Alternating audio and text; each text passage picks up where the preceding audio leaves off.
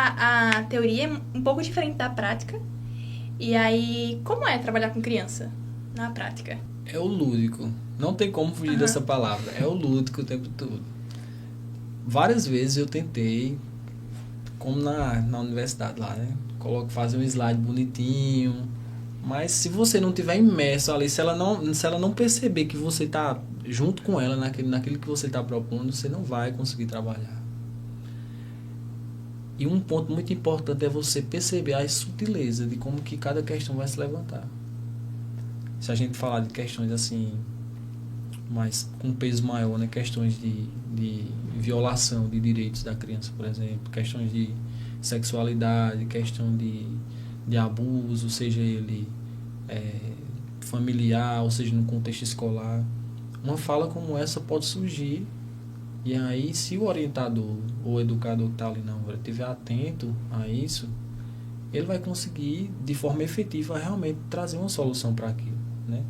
Aquela informação ela vai ser encaminhada aos técnicos, e aí os técnicos, através desse processo de visita, vai conseguir investigar, entrar nessa análise de como é que essa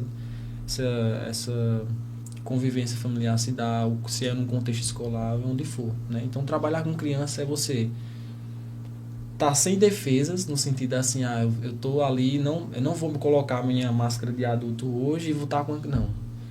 Vá lá, tire suas defesas, se coloque como alguém que está ali responsável, mas também alguém que tem que entender como é ser criança. Mas aí, isso aí se levanta coisas muito complexas a partir disso, né?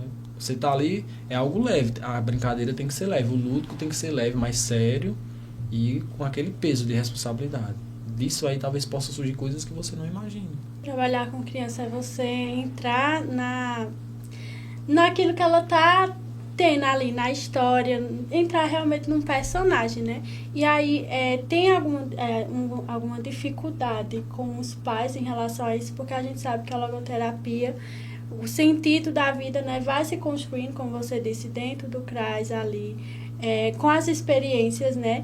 E a gente sabe também que isso também tem que ser fora também, né? O contexto fora, longe do CRAS. E aí tem alguma dificuldade em relação aos pais, às famílias dos usuários, das crianças? Sim, principalmente em casos de negligência familiar, né?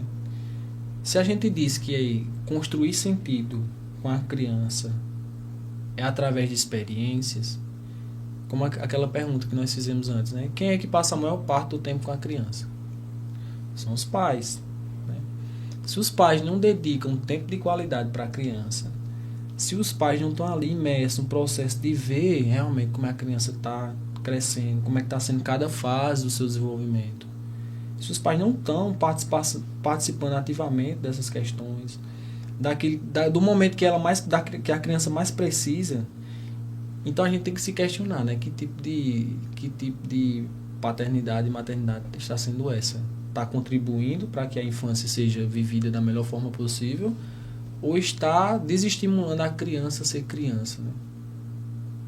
Entende? Às vezes a família, todos nós temos a família como a base, no sentido assim de que a criança ela só existe disso. Não existe criança se não houver, né, os genitores. A gente tem que... Tem a questão da adoção, que o CRAS também envolve essa questão. Tem isso, mas sempre vai ter que ter alguém acompanhando a criança. A criança não existe a criança sozinha, né? Se a criança está sozinha, o CRAS está lá para ser a pessoa que vai estar com ela nesse momento, até que ela esteja com alguém que cuide dela, né? Uma rede de apoio, né? Uma rede de apoio. Mas aí a família tanto tem esse papel, né, de contribuir, como também pode ter esse papel vulnerável de, às vezes, descontribuir. Acho que essa seria a palavra, assim, né? E aí a gente tenta fazer esse trabalho, sempre de aproximação. Porque você também pode ter um contexto familiar, uma configuração familiar de que tem todas as peças do jogo ali, mas nada está sendo executado de maneira efetiva, como tem que ser. Você tem contato com os responsáveis das crianças, né, que são usuários do CRAS, né? E como que é esse contato, por exemplo, né? Como você falou, tem muita criança que tem problema em relação familiar e mesmo que você esteja ali, meio que modando a criança, buscando sentido com a criança, enfim, às vezes você chega em casa, na outra semana ele volta completamente diferente do que ele saiu de lá, entende?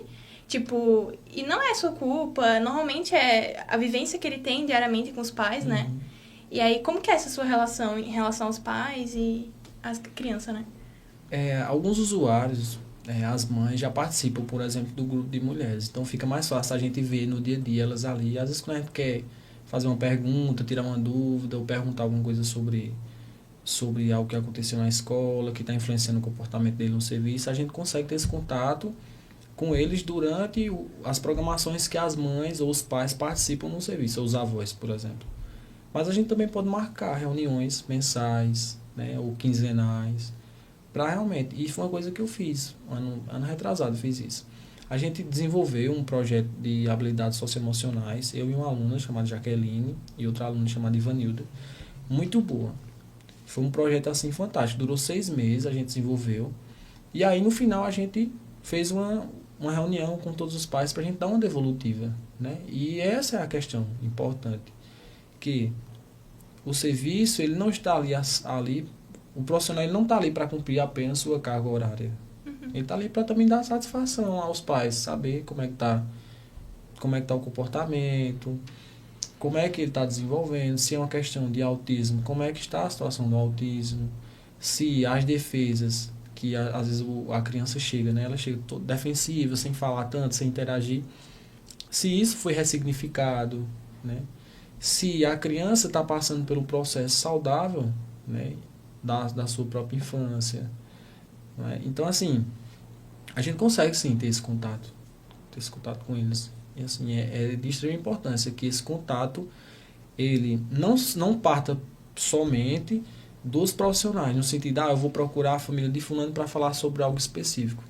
Mas também pode acontecer da própria família vir espontaneamente, chegar num CRAS e dizer, eu quero saber como é que tá, como é que ele tá evoluindo, como é que tá o comportamento, como é que ele foi hoje. Porque às vezes a criança tem um comportamento tipo de rotina na sua casa. E de repente aconteceu algo no CRAS que ela não resolveu ali e levou para casa. E aí a mãe ou o pai ou a avó, a pessoa que acompanha a criança, percebe o comportamento diferente e aí ela, o que aconteceu? E aí ela pode chegar no CRAS para isso. Inclusive a própria psicóloga do CRAS, ela está ali para resolver essas questões. Às vezes tem uma questão que não pode ser conversada, por exemplo, comigo, que sou educador, tem uma questão que está mais acima. Então, os pais podem chegar, falar com o psicólogo, pela questão do sigilo, pela questão da delicadeza. Às vezes uma questão mais delicada, questões de abuso, às vezes é uma questão de violência, às vezes é uma questão de vulnerabilidade mesmo.